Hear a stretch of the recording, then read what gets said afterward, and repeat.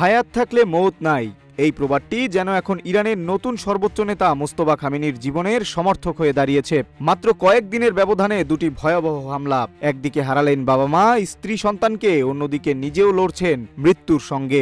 ধ্বংসস্তূপের নিচে চাপা পড়েও অলৌকিকভাবে বেঁচে ফেরা এই নেতাকে নিয়ে এখন বিশ্বজুড়ে চলছে টান টান উত্তেজনা। গত ২৮ ফেব্রুয়ারি তেহরানের কেন্দ্রস্থলে অবস্থিত সর্বোচ্চ নেতার বাসভবনে যখন মার্কিন ইসরায়েলি বিমান হামলা আঘাত হানে, তখন পুরো এলাকা এক লহমায় ধ্বংসস্তূপে পরিণত হয়। এই হামলায় নিহত হন ইরানের দীর্ঘকালীন নেতা আয়াতুল্লাহ আলী খামেনি। সেই একই কামরায় উপস্থিত ছিলেন তার উত্তরসূরি মুস্তফা খামেনি। ধ্বংসস্তূপ থেকে যখন তাকে উদ্ধার করা হয়, তখন তিনি রক্তাক্ত এবং গুরুতর আহত। এই হামলায় তার 2 পা এবং চোখের দৃষ্টি মারাত্মকভাবে ক্ষতিগ্রস্ত হয়েছে বলে জানা গেছে।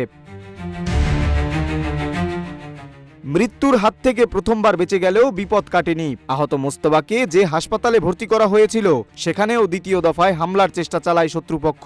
ইরানি সংসদ সদস্য মোহাম্মদ রেজা রেজাই কুচির মতে মোস্তফাকে নিশ্চিহ্ন করতেই এই সুপরিকল্পিত হামলা চালানো হয়েছিল, কিন্তু কড়া নিরাপত্তা এবং আল্লাহর রহমতে তিনি আবারও বেঁচে ফেরেন।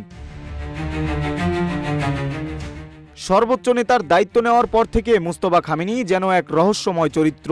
গত 12 মার্চ একটি লিখিত বিবৃতি দিলেও তাকে জনসমক্ষে দেখা যায়নি, এমনকি কোনো ভিডিও বার্তাও সামনে আসেনি। মার্কিন প্রেসিডেন্ট ডোনাল্ড ট্রাম্পের দাবি মোস্তফা এতটাই গুরুতর আহত যে তিনি সম্ভবত কথা বলার শক্তি হারিয়েছেন। তবে ইরানি প্রশাসনের দাবি তিনি একটি অত্যন্ত সুরক্ষিত স্থানে চিকিৎসাধীন আছেন এবং খুব শীঘ্রই সুস্থ হয়ে ফিরবেন।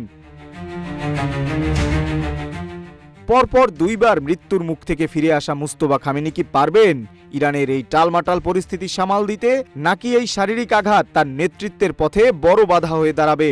সারা বিশ্বের নজর এখন তেহরানের সেই গোপন সুড়ঙ্গের দিকে, যেখানে জীবনের লড়াই লড়ছেন ইরানের নতুন কর্ণধার। নিউজ ডেস্ক, রূপালী বাংলাদেশ।